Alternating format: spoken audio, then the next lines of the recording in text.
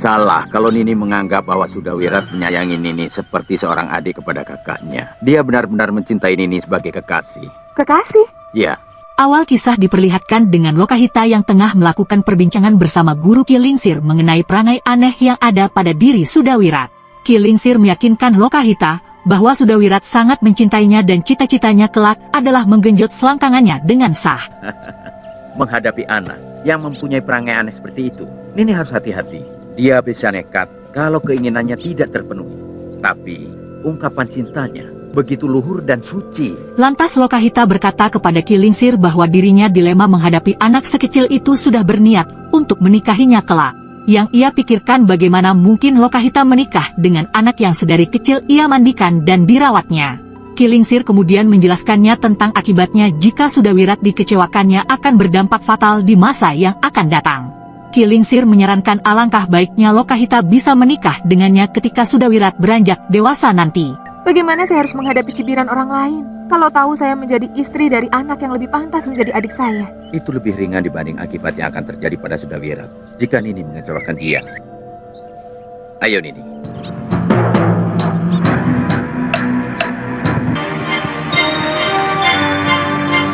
Dan pada saat itu, ketika Lokahita bersama Sudawirat tengah pergi ke pasar dekat dari rumah Kilingsir, mereka pun bertemu dengan pria mitra di sana.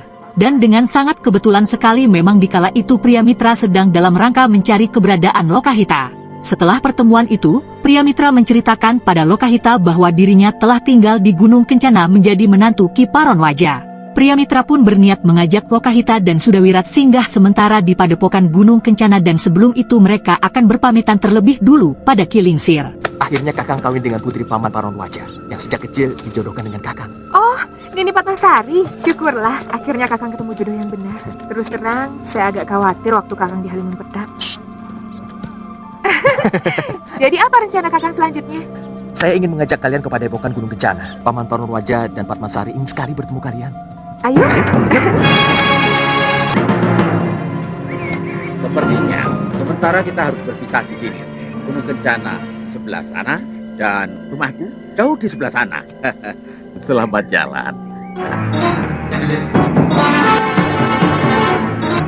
Dan ketika itu, pergerakan mereka pun tengah diawasi oleh pendekar bejat yang telah pensiun dari dunia perselakangan yaitu Sudamani, ayah Sudawirat. Dalam perjalanan mereka menuju Gunung Kencana, Sudamani dengan tiba-tiba langsung menghadangnya karena ia sangat ingin sekali berjumpa dengan Sudawirat anaknya. Akan tetapi hal tersebut membuat pria mitra dan Lokahita sangat marah, mengingat bopo mereka telah dibunuh oleh Sudamani waktu itu. Lantas mereka berdua pun langsung menyerang Sudamani, begitu pula Sudawirat dikala ia belum mengetahui betul sosok yang di depannya adalah ayahnya, ia pun ikut memeranginya.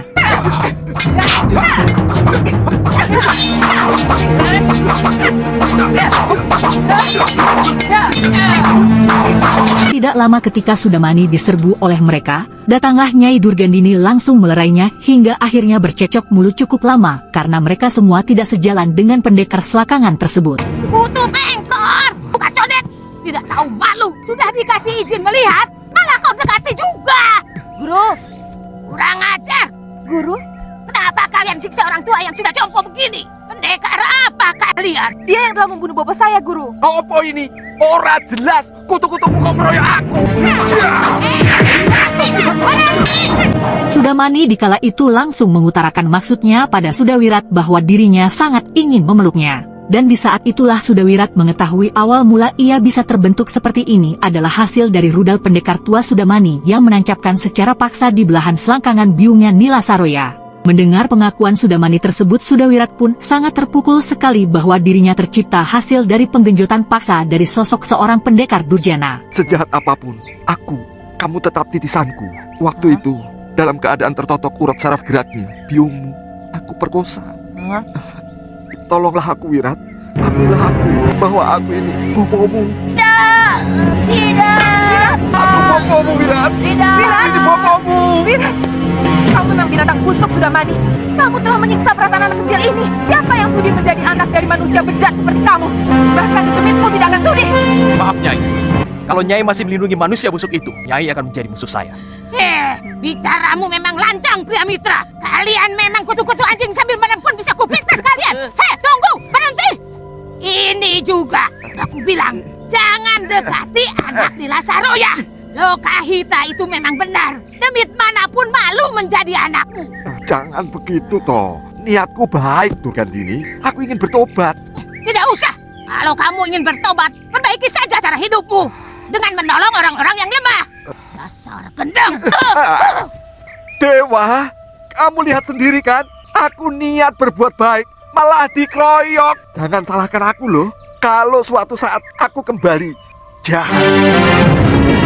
Kemudian di malam itu pria mitra dan Lokahita memutuskan menginap di hutan terlebih dulu untuk menenangkan jiwa Sudawirat dan melanjutkan perjalanan ke Gunung Kencana di hari esok. Yang penting, jangan pernah kamu menyinggung secuil pun tentang pendekar cabul itu.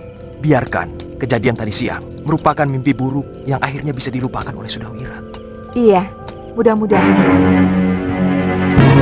Sudamani, aku hanya butuh teman bicara dan teman menikmati kemenangan. Sementara di keesokan harinya, kita diperlihatkan kembali pada Durgandini dan Sudamani. Di saat itu Durgandini akan melanjutkan misinya pergi ke Padepokan Sugaluh guna akan menghabisi Mahasura Guru Angling Dharma dengan ajian rengkah gunungnya. Kamu tahu, Raja Malwapati itu nyaris mati kena ajian rengkah gunung. Ajian rengkah gunung. Ilmu itu sudah tidak boleh digunakan lagi. Penciptanya saja, si Suryapati, sudah membuangnya. Ada hubungan apa aku dengan larangan itu? Sudah lebih dari 3 sasi, Galuh dan Seliwa pergi. Di sisi lain di Padepokan Sugaluh, Mahasura sedang berbicara kepada istrinya Dewi Sintawati bahwa ia sangat merindukan Galuh Parwati dan juga Suliwa yang tak kunjung pulang. Ternyata aku jenis manusia yang tidak pernah tahan menanggung rindu. Seperti waktu Kakang merindukan saya dan Galuh dulu. Ya, Dan Kakang selalu mengintip kami dari kejauhan. Kita sewa perahu dengan nelayannya. Mungkin dengan sedikit lebih mahal, mereka mau mengantar kita ke Sedayu. Dan dari sana, kita menyusuri sungai sampai ke Padepokan Sugaluh. Di tengah laut, kita sebarkan abu tulang siluman-siluman serigala ini. Sementara kini Suliwa yang telah selesai mengobati Putri Ripa Kembangan, ditemani Bongoh ia akan menyusul Galuh Parwati pergi ke Sugaluh lewat jalur laut. Sambil melanjutkan tugas terakhir dari Prabu Angling Dharma menebar abu mayat para manusia serigala di tengah lautan.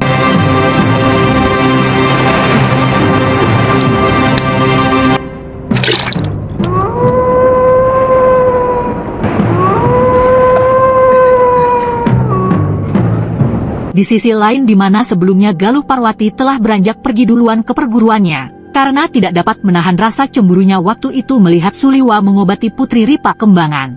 Kini ia masih tengah dalam perjalanannya lewat jalur darat ditemani oleh Tantri dan Aditya yang kala itu tidak sengaja telah bertemu. Dikala mereka hendak ingin beristirahat di tengah hutan, tiba-tiba terdengar suara orang mengobrol di sekitar mereka dan ternyata orang tersebut adalah Durgandini bersama Sudamani. Galuh pun akhirnya beranggapan bahwa tujuan Durgandini sama dengan arah mereka menuju perguruan Sugaluh. Kemudian Aditya menyarankan untuk mendahului mereka berdua karena ada firasat yang tidak enak akan terjadi. Durgandini, sepertinya mereka sama dengan arah tujuan kita. Kepada bukan Sugaluh. Iya, Jangan-jangan. iya, kita harus mendahului mereka. Ya, ayo Galuh. Sementara Durgandini yang tengah beristirahat sambil membakar singkong bersama Sudamani, ia pun menjabarkan maksud tujuannya mau menghabisi Mahasura putra dari Pangeran Suryapati itu. Mahasura terlalu murah mengobrol ilmu dasendria pada murid-muridnya. Sehingga ilmu ciptaan suamiku itu menjadi ilmu pasaran. Aku harus menghentikan. Bakar! Belum matang. Itu memang cara yang paling mudah. Ada cerita seorang raja yang ingin memberantas kemiskinan dengan membunuh ribuan orang miskin di Kutaraja. Kutu monyet! Mendengar ucapan Sudamani yang sepertinya menyindir dirinya, lantas Durgandini pun tidak terima dan langsung marah kepada Sudamani hingga ia pun dihajarnya dan diputar-putar di atas pohon. Kali lagi kau sindir aku, kupatahkan kakimu ini. Ampun tidak! Ampun, sobat mulut musuhmu. Di sisi lain di perguruan Sugaluh, Empu Mahasura nampak terlihat bersama istrinya sedang berjalan di padepokannya. Dan di saat itulah Mahasura merasakan kedatangan sosok orang yang ingin berbuat jahat dan firasat buruk akan terjadi menyerang mereka. Ada apa Kakang? ada 2 orang yang berniat jahat kepada kita. Yang seorang tidak asing bagi rumah ini. Siapa? Durgandini.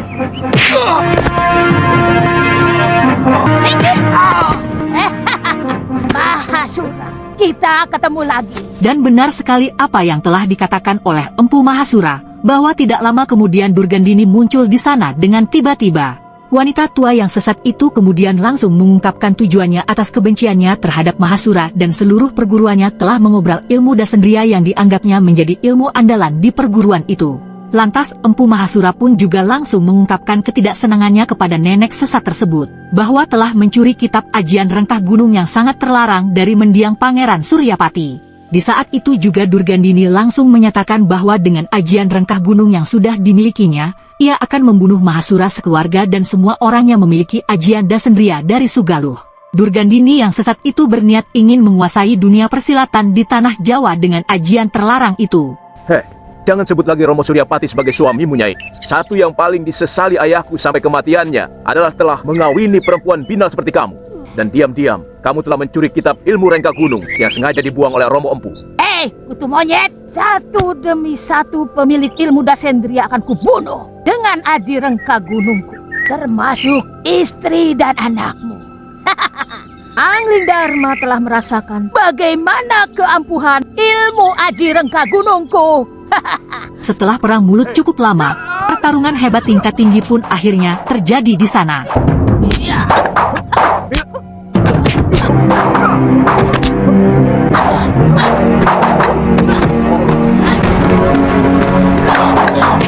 Dari mulai awal berseteru sampai laga pertarungan, Sudamani pun tidak berani mendekat sama sekali karena dirinya menyadari bahwa ia tidak akan dibutuhkan di sana. Sudamani sambil ternganga dari kejauhan menyaksikan pertarungan tingkat tinggi para pendekar sakti tersebut. Beberapa ilmu kanuragan telah saling dikeluarkan, namun belum ada yang menunjukkan tanda-tanda siapa yang menang. Kemudian Nyai Sintawati pun ikut terjun dalam pertandingan itu, membantu suaminya yang terlihat agak keteteran melawan wanita sesat tersebut. Durgandini masih tetap kuat menghadapi mereka berdua. Kesaktiannya benar-benar sangat mumpuni, ia pun tetap bisa mengimbangi penyerangan dari Mahasura dan Sintawati.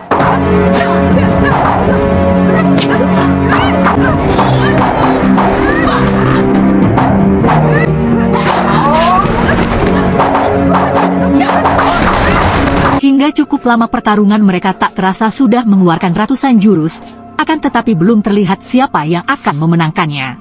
Hingga di detik-detik terakhirnya, ketika Durgandini mempunyai kesempatan untuk merapal ajian rengkah gunungnya, di saat itulah Empu Mahasura memperingatkan istrinya untuk waspada.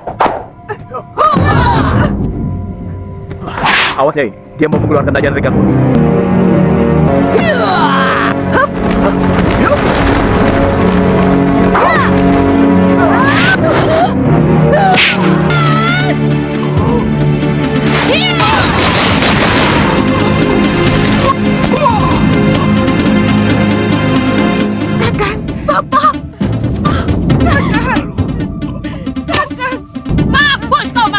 Dan akibat dari Galuh Parwati yang langsung menyambar dengan brutal.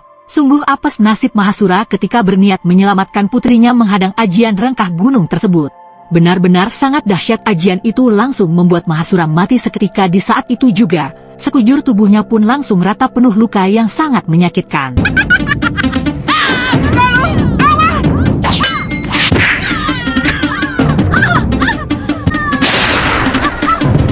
Dan pada akhirnya, nasib naas pun juga diterima Galuh Parwati ketika ia memaksa mencoba menyerang Durgandini dari samping. Galuh tidak menyadari bahwa ajian rengkah gunung melesat ke tubuhnya. Sementara itu Suliwa dan Bongoh yang baru sampai di Sugaluh, langsung disambut oleh suara pertarungan yang menuju arah padepokan. Mereka berdua pun lantas langsung bergegas cepat berlari ke padepokan Sugaluh. Jangan-jangan, ayo cepat. Dan di sana pertarungan melawan Durgandini ternyata dilanjutkan oleh Nyai Sintawati dibantu Aditya.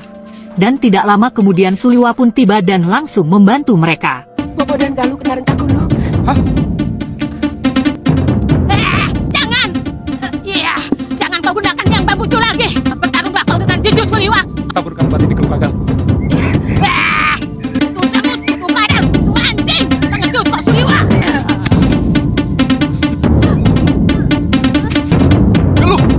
Suliwa di saat itu langsung terkejut melihat kondisi Galuh Parwati yang sangat parah dan tidak akan mungkin bisa diselamatkan. Benar-benar sangat kejam sekali ajian tersebut. Dua orang sakti langsung tewas seketika di saat itu juga.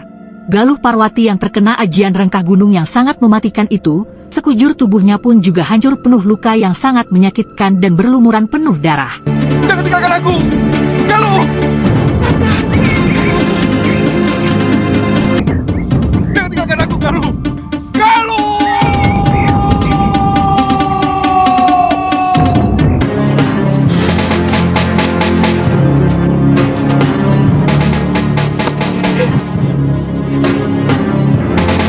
Kedua orang yang sangat saya cintai harus tewas oleh ilmu ciptaan leluhurnya sendiri.